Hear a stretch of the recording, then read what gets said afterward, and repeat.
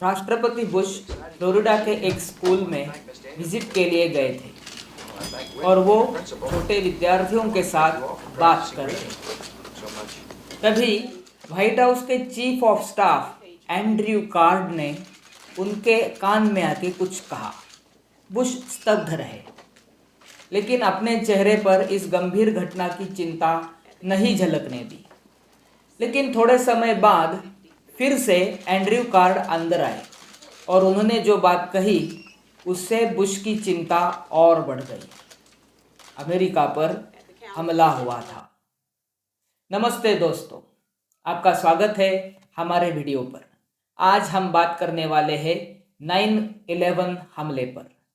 इस हमले के पीछे कुछ अद्भुत और चौंकाने वाले पहलुओं के बारे में हम चर्चा करेंगे। इस घटना ने हमारी दुनिया को अनदेखे रूप में प्रभावित किया है।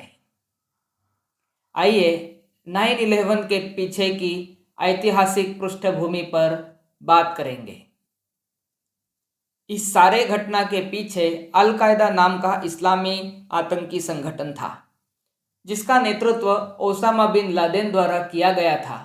1980s के दशक के अफगान सोवियत युद्ध के दौरान ये संगठन गठित हुआ था। ओसामा बिन लादेन के अफगानिस्तान में अपने अनुभव और वैश्विक इस्लामी खिलाफत के विचार ने अल कायदा के गठन की नींव रखी थी। ओसामा और उसके साथियों ने मिलकर 9/11 हमले की योजना बनाई थी। इस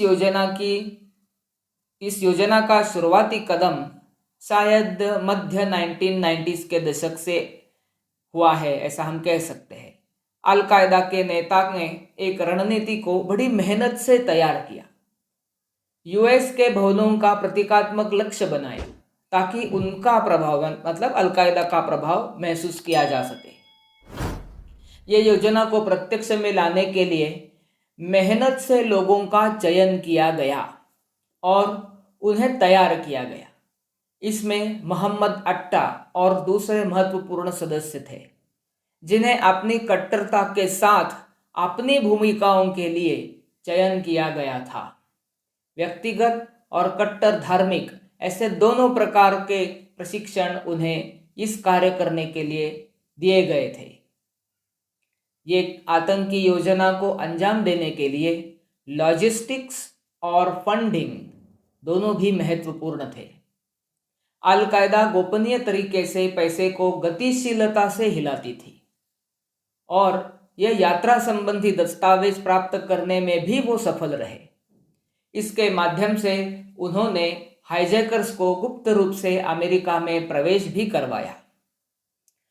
फंडिंग और लॉजिस्टिक्स के साथ सूचना का संग्रहण करना ये भी एक महत्वपूर्ण काम था और कुछ लोगों ने इसमें अपनी भूमिका निभाई। इसमें निगरानी और जासूसी करने वाले शामिल थे। अल कायदा ने अपने लक्षित लक्ष्यों के बारे में विस्तृत डोसायर को संकलित किया। उड़ान अनुसूचियों, सुरक्षा प्रक्रियाओं और भवन के लेआउट की समझ उसमें शामिल थी। ये करने के साथ हाईजैकर्स ने वैध वीज़ा के साथ संयुक्त राष्ट्र में प्रवेश किया और फिर वहाँ अमेरिकी समुदायों में मिलकर गहरे रूप से दैनंदिन व्यवहार करने के काम में वो जुट गए। ये सब गुप्त तरीके से करना आवश्यक था, इसीलिए वो अमेरिकन समुदाय में घुल मिल गए और ये अपना अगला काम करने लगे। हाईजैकर्स ने यूएस के हवाई अड्डों पर जाकर विशेष विमानों के नियंत्रण को सीखा ताकि वे बाद में उन्हें हाईजैक कर सके। इस प्रशिक्षण ने उन्हें पूरी क्षमता से प्राइवेट जेट विमानों को चलाने में समर्थ बनाया।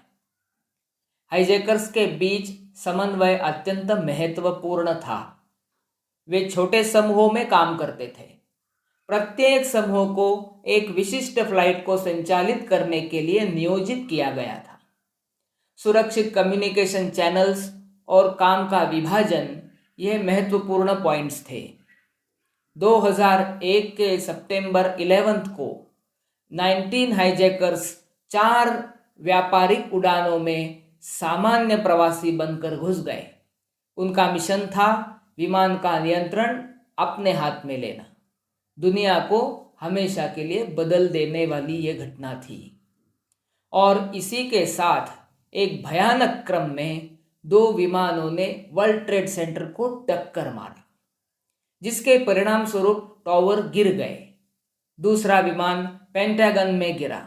उड़ान 93 पर वीर यात्रियों ने शौर्यता से आतंकियों का सामना किया और विमान को बीच में ही गिराया ताकि और ज़्यादा नुकसान ना हो सके। ये विमान की दिशा व्हाइट हाउस के तरफ थी। इस पूरे घटनाक्रम में लगभग 3000 लोगों का दुखद मृत्यु हुआ और आर्थिक नुकसान भी काफ़ी हुआ। इस घटना का लॉन्ग टर्म इम्पैक्ट क्या हुआ, इसका अध्ययन अमेरिका के प्यू रिसर्च सेंटर ने किया है। 2021 में प्रकाशित रिपोर्ट में घटना के वर्ष मतलब 2001 से लेके उन लोगों का मत और उसके बाद अमेरिका के सरकार पर उनका क्या भरोसा है, ऐसे अनेक बिंदुओं पर उन्होंने चर्चा की है। आइए कुछ महत्वपूर्ण बिंदुओं को देखते हैं। 9/11 के घटना के बाद 92% नागरिक सदमे में थे, दुखी थे। 9/11 के घटना के बाद 15 साल बाद 2016 में एक सर्वे में सदी की सबसे बड़ी ऐतिहासिक घटना 9/11 का हमला है, ऐसे 76% लोगों ने मान लिया था। 9/11 के बाद यूएस सरकार पर कुछ समय के लिए लोगों का भरोसा काफ़ी बढ़ गया था। अफगानिस्तान और इराक में मिलिट्री एक्शन के लिए लगभग 80% लोगों ने सकारात्मक मत दिया था। 2011 में ओसामा बिन लादेन के मारे जाने के बाद अफगानिस्तान से सेना हटाने के समर्थन में मेजॉरिटी अमेरिकन नागरिक थे। आज 22 साल बाद भी सर्वे में हिस्सा लेने वाले में से 74% लोग मानते हैं कि आतंकवाद ही दुनिया का सबसे बड़ी समस्या है। एक और गंभीर निरीक्षण भी है। इसमें हर साल किए गए सर्वे का डेटा है। 2002 में प्रेसिडेंट बुश ने अपने वक्तव्य में कहा था, इस्लाम इज पीस। बहुत सारे अमेरिकन नागरिकों ने भी ये मान लिया था, वो समर्थन में थे। लेकिन 2021 तक हर साल किए इसी प्रश्न के सर्वे में ये मत में दूरी बिल्कुल स्पष्ट दिखने लगी है। ये फोटो आप देख सकते हैं। मेरी डिस्क्रिप्शन में इस प्यू रिसर्च रिपोर्ट की पूरी लिंक दी है, आप रिपोर्ट पढ़ सकते हैं। इसी के साथ ही आज के वीडियो में इतना ही।